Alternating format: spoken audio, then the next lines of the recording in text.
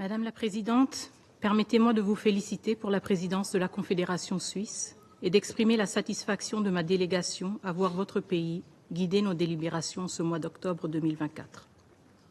Je salue aussi les efforts constants de son Excellence M. Antonio Guterres, secrétaire général. Nyakubahwa Perezida, murakoze rwose kuma ijambo ndetse no kuba muyoboye Konfederasiyo y'Ubusuwisi muri uku kwezi ko kwakira 2024.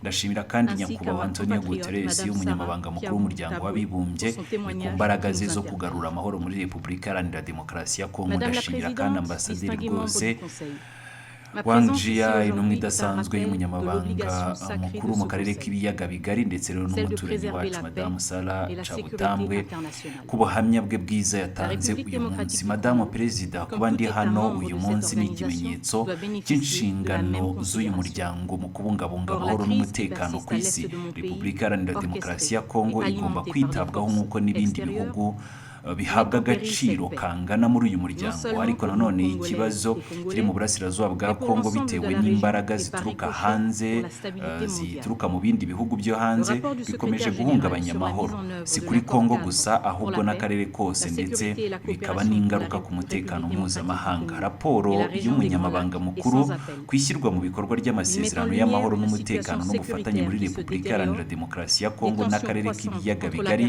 iragaragaza ko umutekano ushobora kuba mubi, ko hari ubushyamirane bukomeje kwiyongera hagati ya Kongo n'u Rwanda, ndetse n'ikibazo cy'ubutabazi bw'abaturage gikomeje kugenda kiyongera. Iyi raporo kandi igasaba kwihutisha igisubizo cya diplomasi kugira ngo amahoro agaruke, kandi abafashwe n'izi ntambara bari mu nkambi hirya no hino barushaho kuba babona ubutabera ndetse n'ubufasha. Nyuma y'imyaka 12 biragaragara ko inama n'inyandiko bitatanze ibisubizo bifatika. Iki kibazo rero ntabwo ari ikosa ry'amateka, ahubwo kimaze imyaka hafi 30. Abaturage ba Kongo bamaze igihe barimo kubabara cyane, kandi uburyo bwashyizweho ngo ituze n'amahoro byongere kugaruka nk'amasezerano ya Addis Abeba bwarananiranye. Kubera rero uburyarya bitabiriye ayo masezerano, nubwo amasezerano mu by'ukuri twayashyizeho umukono mbere, twagiraga ngo Kongo iyasinye mu rwego rwo kugarurira amahoro abaturage bayo. Twakoze ibyo byose, twiyemeje ko ibyo byose tubigerageza, kandi twitabiriye amasezerano yose ashoboka, cyane cyane tugerageza kugaragaza ko dushaka amahoro, ariko nanone hari abayarengaho bagaragaza ko nta ngaruka bibagiraho.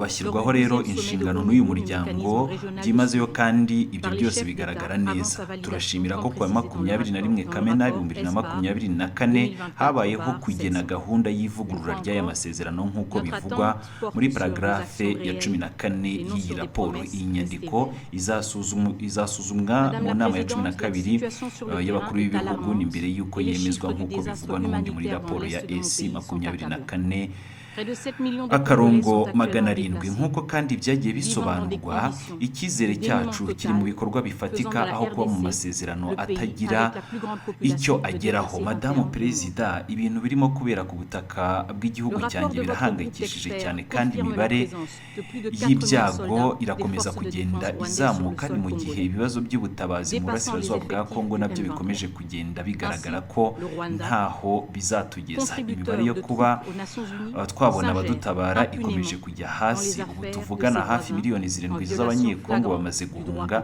bakaba babayeho mu buzima bukomeye cyane, n'ibituma Kongo iba igihugu gifite abaturage benshi babaye impunzi imbere mu gihugu, kandi ibyo ngibyo ni ku isi yose. Raporo y'itsinda ryanyu ry'abahanga yemeza ko hari abasirikare bagera ku 4,000 b'ingabo z'u Rwanda bari ku butaka bwa Kongo, bakaba barenze abari mu mutwe wa M23.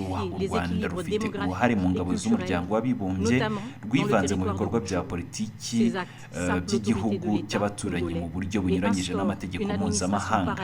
Iri tsinda rirashaka kugoreka imiyoborere y'uturere twigaruriwe, cyane cyane rwose mu guha imyanya abategetsi b'imiryango yaho bashyigikiwe na M23, bigamije rero guhindura imiterere y'abaturage n'umuco by'uturere, urugero nka za teritwari za Rucuru. Ibyo bikorwa rero bigamije gusenya ubushobozi bwa leta ya Kongo no gushyiraho imiyoborere ihabanye n'ibyo twifuza ibikurura amacakubiri mu baturage bacu.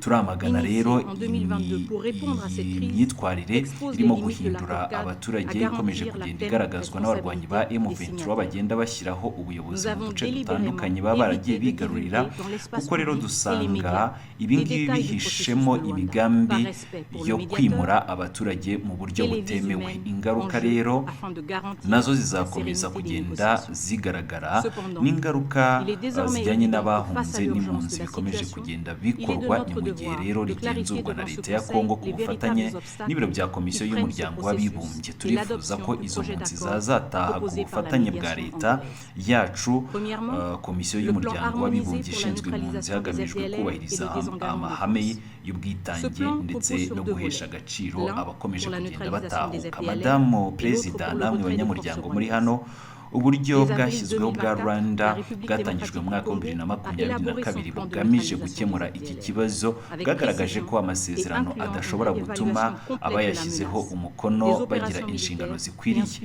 Twirinze kugaragaza mu ruhame ibikubiye muri aya masezerano cyangwa se muri uru rwego, kubera rero kubaha umuhuza n'ubuhuza ndetse rero no kubaha ubuzima bw'abantu kugira ngo ibiganiro bigende neza. Ariko noneho biragaragara ko kubera uburemere bw'ikibazo dufite inshingano yo gusobanurira iyi nama inzitizi nyazo zidindiza igenzura ndetse n'iyemezwa ry'umushinga w'amasezerano atangwa n'ubuhuza bwa Angola. Icya mbere ni gahunda ivuguruye yo gusenya umutwe wa FDLR ndetse no gusezerera izo ngabo zikava ku butaka bwacu. Iyo gahunda igizwe n'ibice bibiri, kimwe kigamije kurwanya FDLR, ikindi kigamije gusenya ndetse no kwirukana ingabo z'u Rwanda ku butaka bwacu. Guhera muri Mata 2024, Repubulika Iharanira Demokarasi ya Kongo yakoze gahunda yo guhashya FDLR, ikubiyemo rero gusuzuma neza ibyo byago, ibikorwa bya gisirikare ndetse no gukurikirana ingaruka zizajyana nabyo.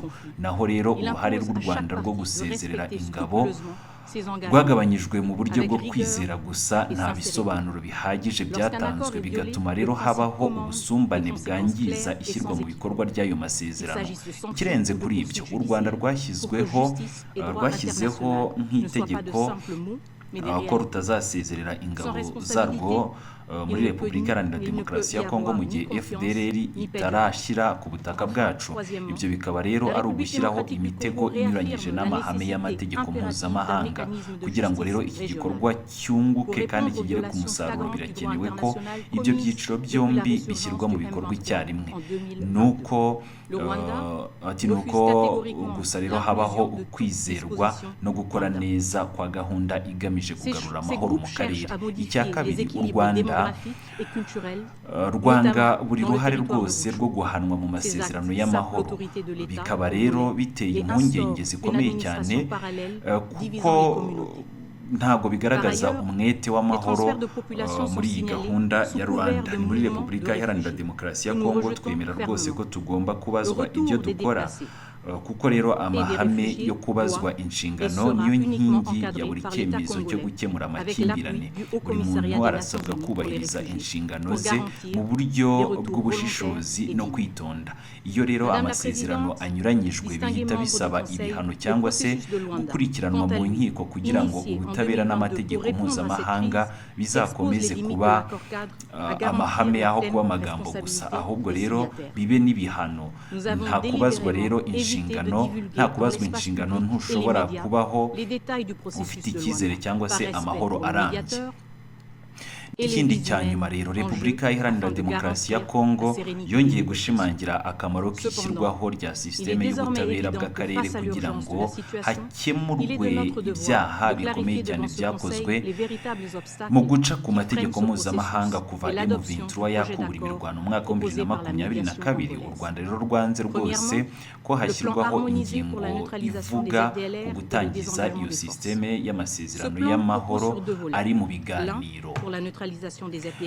ati rero ibi ngibi tuku kwirengagiza biragaragaza neza umugambi wa leta y'u Rwanda wo guhunga ubutabera. Nyakubahwa Perezida, namwe muteraniye muri iyi nama ni ku bijyanye no kwikubira umutungo kamere w'igihugu cyanjye mu buryo bunyuranyije n'amategeko. Guverinoma yanjye irasaba byihutirwa ko hashyirwaho ibihano bikomeye cyane ku bantu bose bari muri iyo nzira yo kubyiba, kuva ku babikora kugeza ku babyohereza hanze. Turasaba kandi ko hashyirwaho uburyo nk'ubw'umushinga ukomeye cyane wo kugenzura zahabu ivuye mu bice by'amakimbirane kugira ngo dushyire iherezo kuri ubu bukungu bw'umwijima bukomeje guteza urugomo mu gihugu cyanjye. Guverinoma yanjye ishyigikira ibyavuzwe mu nama yabereye i Khartoum ku ya 2 Nzeri 2024 ni ku bijyanye n'umutungo kamere mu karere k'ibiyaga bigari. Yiteguye kandi gufatanya n'abandi mu biganiro bigamije gushyiraho ubwo buryo kugira ngo turwanye iki kibazo rwose. Mboneyeho gushimira rwose inama yabereye muri Loni ku itariki ya 1 Ukwakira 2020